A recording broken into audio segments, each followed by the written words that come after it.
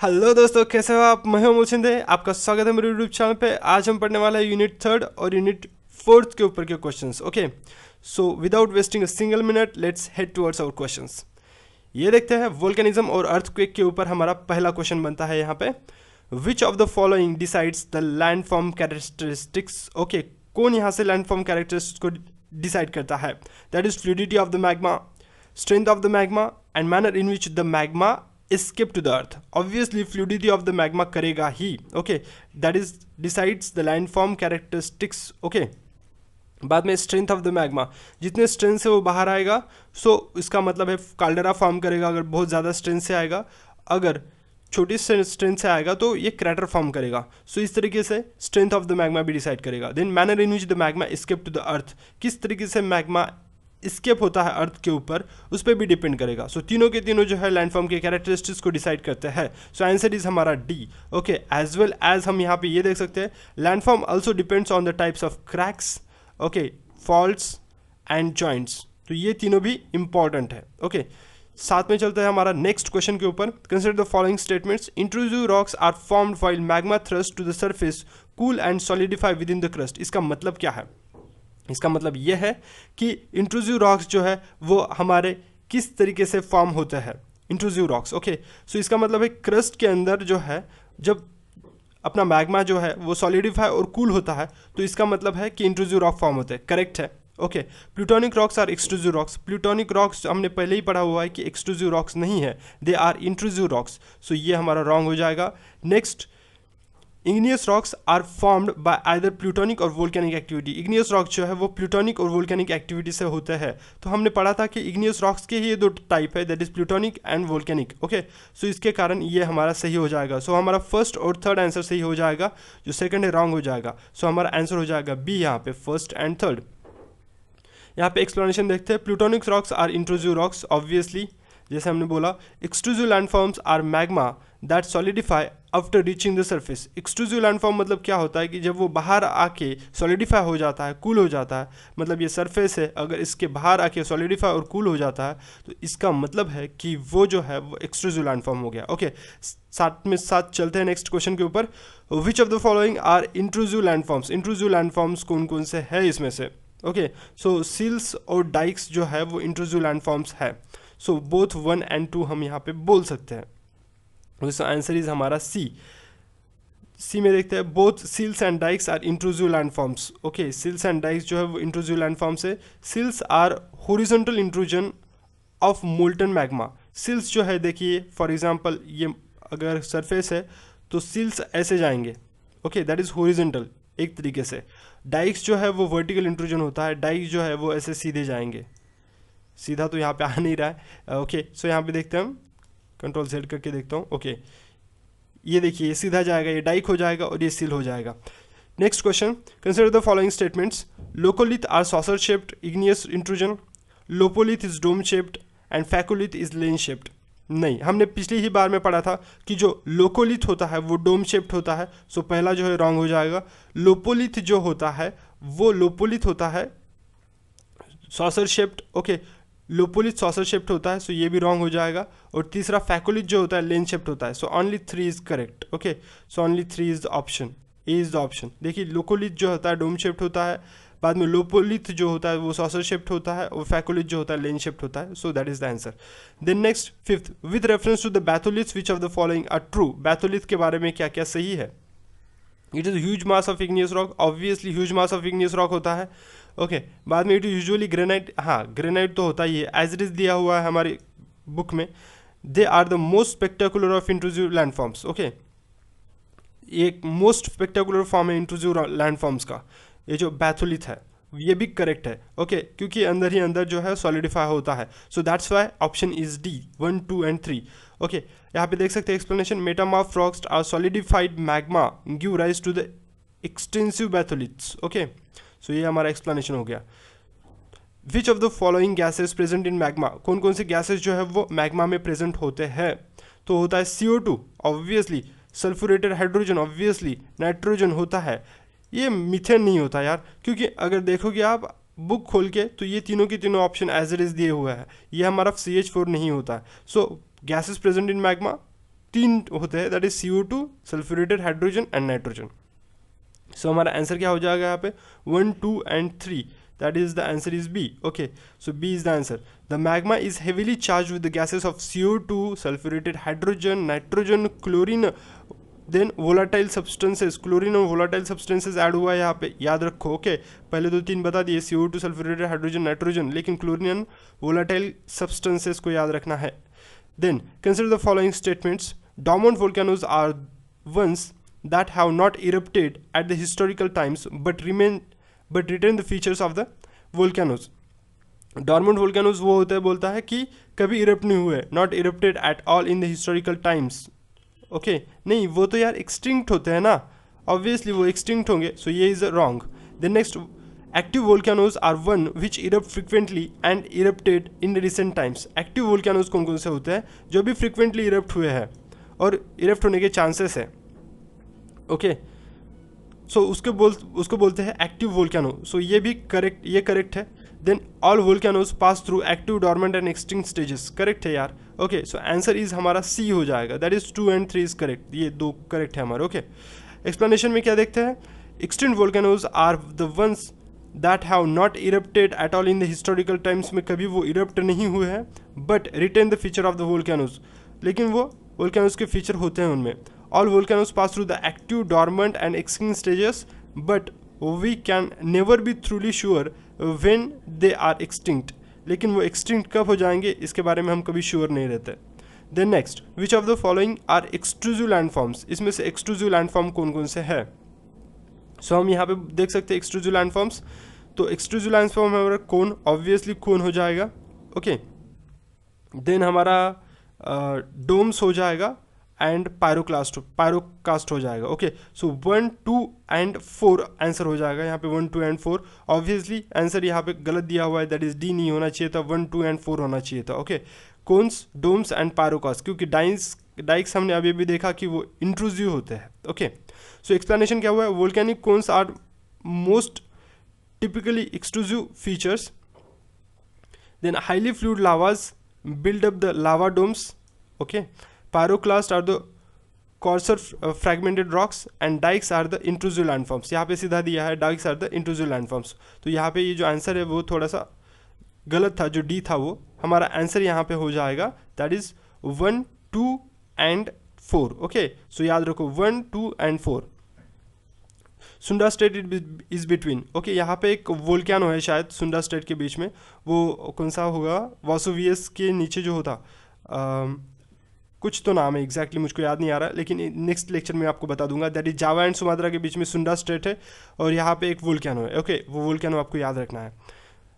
Second वाला volcano हमारे जिसिलियांग में। ओके दैट इज हाँ माउंट क्राकाताऊ उसका नाम है, ये Krakatoa is a small volcanic island in the Sunda strait between the Java and Sumatra के बीच में है। Okay next, which of the following are associated with geysers? Geysers के साथ कौन कौन क्या क्या चीज़ें एसोसिएटेड है? It is associated with volcanic region, obviously यार वोल्केनिक रीजन होगा तभी तो गिजर्स होंगे ना, सो ये करेक्ट है। It is emitted with the explosion, explosion के साथ इमिट होता है, ये भी करेक्ट है। Then its emission is triggered by the gases, gases तो निकलती है ये उसमें से, सो ये तीनों भी जो आंसर्स है हमारे करेक्ट है, so answer should be D. D is the answer. Geysers are the fountains of hot water and super heated streams. Okay the jet of water is emitted with the explosion is often triggered with the gases.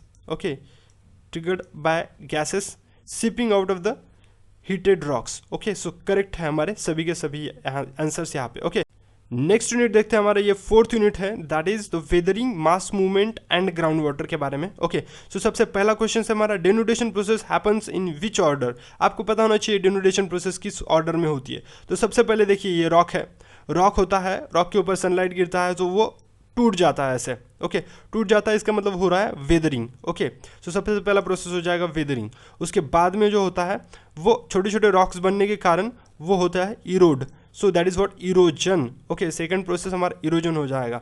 Third process, अब ये इरोड तो हो रहा है, इसका मतलब साथ ही साथ में ट्रांसपोर्ट भी हो रहा है एक जगह से दूसरी जगह, सो दैट इज ट्रांसपोर्टेशन। और तीसरी जगह मतलब लास्ट में ये डिपॉजिट हो रहा है किसी जगह पे जाके और यहाँ पे ये मोल्ड बन रहा है। ओके सो इस तरीके से हमारा जो है deposition will be the 4th stage.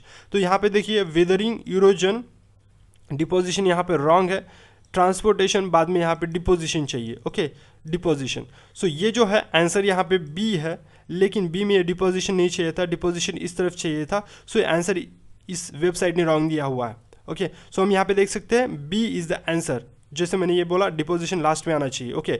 सो यहाँ पे एक्सप्लेनेशन में भी देख सकते हैं अपन, weathering is a gradual disintegration of the rock by atmospheric forces, erosion is a active wearing away of the earth surface. Erosion मतलब क्या होता है, पहले तो देखिए वेदरिंग मतलब डिसइंटीग्रेशन होता है रॉक का, बाद में इरोजन जो होता है वो wearing away of the earth surface, मतलब एक जगह से दूसरी इरोड करता है वो।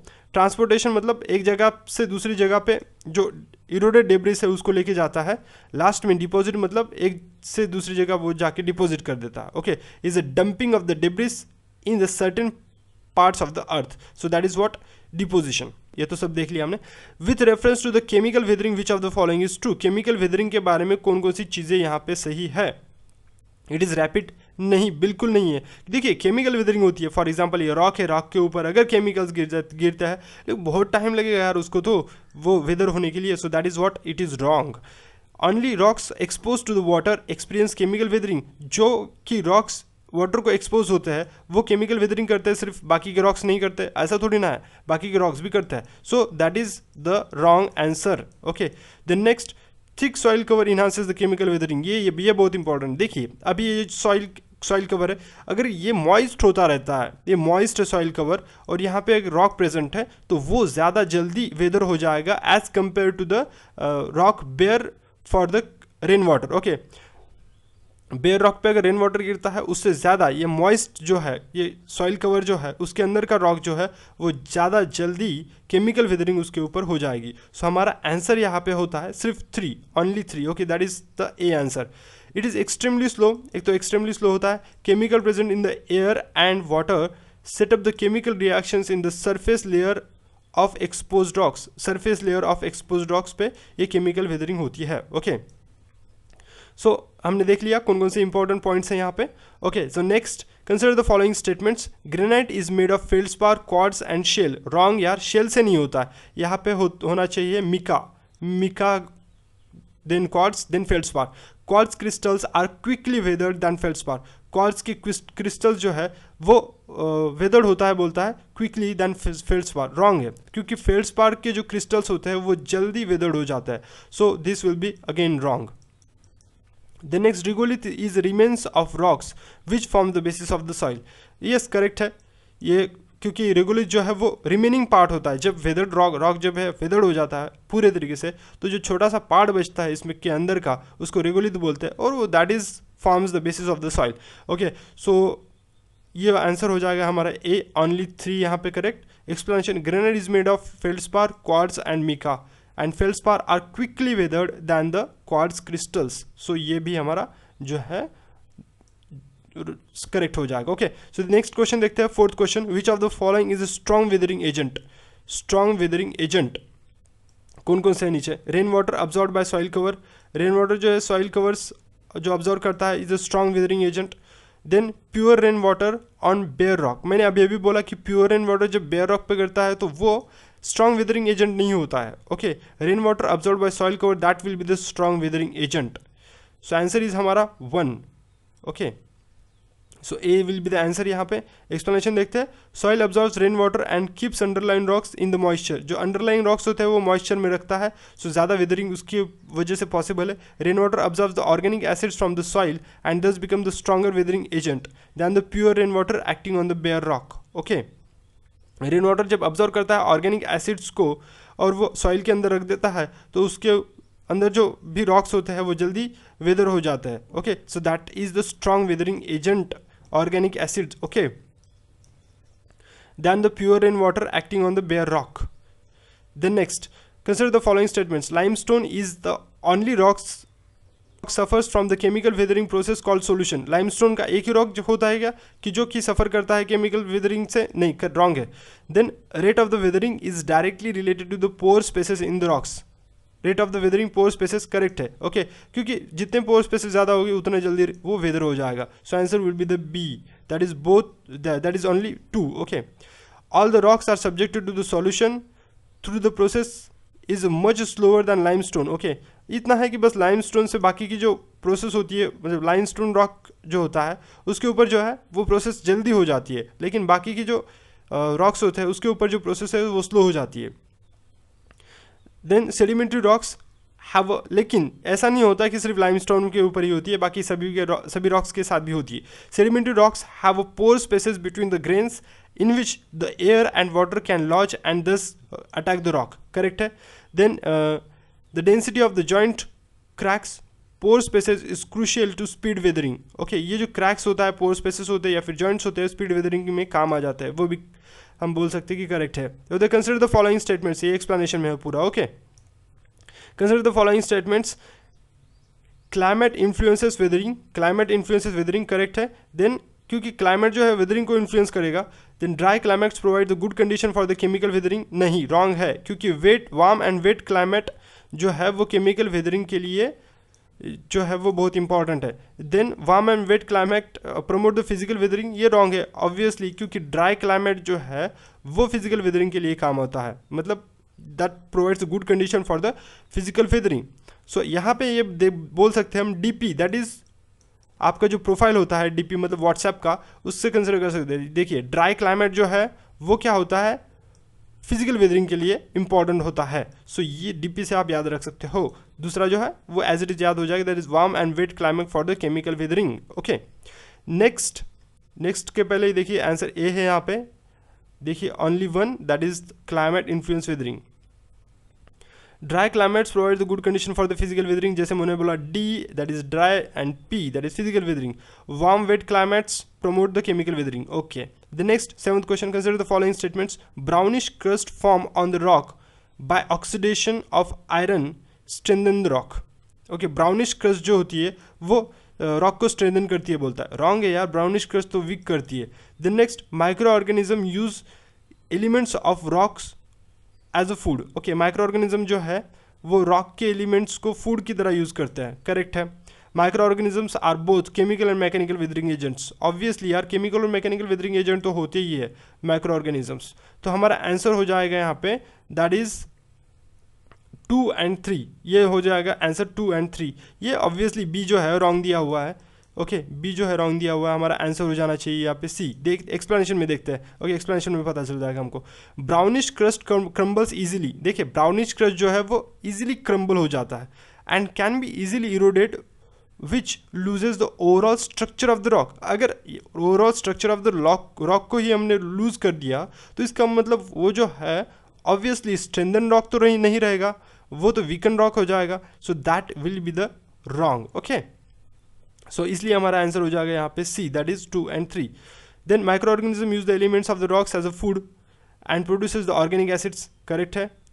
देन एक brownish crust form on the rock by oxidation of iron is weaken the rock, देखिए अभी यहाँ पे सीधा सीधा दिया हुआ है इसने। Okay, then next, with reference to the physical weathering which of the following statements are correct. Okay, so देखते हैं फिजिकल वेदरिंग में क्या क्या इंपॉर्टेंट है।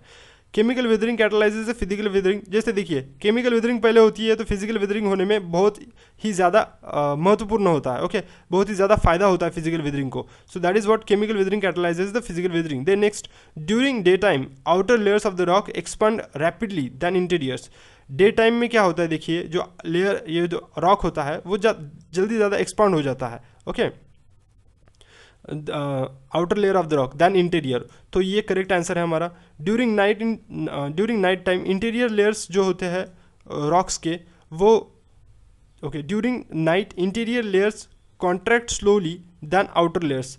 ये जो कॉन्ट्रैक्शन का प्रोसेस होता है वो अंदर के जो इंटीरियर लेयर्स होती है उसका स्लो होता है देन आउटर रॉक्स। सो ये भी करेक्ट है। सो आंसर विल बी हमारा D, that is 1 2 3 is correct. The process of physical weathering works much more easily when the surface of the rock has already weakened by the actions of the chemical weathering. Obviously जैसे कि मैंने बोला physical weathering जल्दी से तब हो जाएगी जब केमिकल वेदरिंग पहले से हो चुकी होगी उस रॉक के ऊपर। Okay, the next, consider the following statement, physical weathering is faster in crystalline rocks, correct है। फिजिकल वेदरिंग क्रिस्टलाइन रॉक्स में फास्टर होती है। Physical weathering is always greater near the surface of the rocks, ये भी सही है क्योंकि surface of the rocks पे जल्दी होती है okay. Exfoliation is a chemical weathering, wrong है। एक्सफोलिएशन मतलब क्या होता है, जैसे ओनियन होता है, देखिए ओनियन है, सो ओनियन के ऊपर के जो छिलके निकालते हैं हम अलग अलग तरीके से, उसको बोलता है एक्सफोलिएशन। अब देखिए छिलके अगर निकाल रहे हैं हम एक एक करके, तो फिजिकल वेदरिंग होती है ना, सो ये केमिकल वेदरिंग नहीं होगी। So exfoliation is the physical weathering. So 1 and 2 will be the answer. So B is the answer here, 1 and 2. In crystalline rocks such as the granite, the crystals of various minerals, that is quartz, mica and feldspar, will expand and contract at the different rates. Okay, crystalline rocks में जो है ये quartz, Mika और feldspar जो है वो क्या हो जाएगा, एक्सपांड और कॉन्ट्रैक्ट हो जाएंगे डिफरेंट रेट पे। इन्हांसिंग द स्ट्रेसेस को इन्हांस करेंगे और एक्सेलरेट करेंगे डिसइंटीग्रेशन को। Exfoliation is the physical weathering. Okay, so ये हो जाएगा हमारा एक्सप्लेनेशन। देन नेक्स्ट हमारा 10th क्वेश्चन है, which of the following is true about the frost shattered peaks. Frost shattered peaks के बारे में क्या यहाँ पे जो है वो ट्रू है, देखते हैं। It is common in tropical latitudes, wrong है क्योंकि ये टेम्परेट लैटिट्यूड पे होता है। Okay, it is common in temperate latitude. Then physical weathering by frost rapid during the night and winter. जो फिजिकल वेदरिंग है फ्रॉस्ट की वो रैपिड होती है नाइट और विंटर में। ऑब्वियसली फिजिकल वेदरिंग नाइट और विंटर में रैपिड हो जाती है। सो हमारा आंसर हो जाएगा यहाँ पे B, that is what only 2 is the answer. So in temperate latitude frost is a potent rock breaker. देखिए टेम्परेट लैटिट्यूड में जो है वो जल्दी हो जाता है, दैट इज कॉमन है वहाँ पे ये process. So temperate latitude frost is a potent rock breaker. So thanks for watching this video, have a nice day guys, I love you all.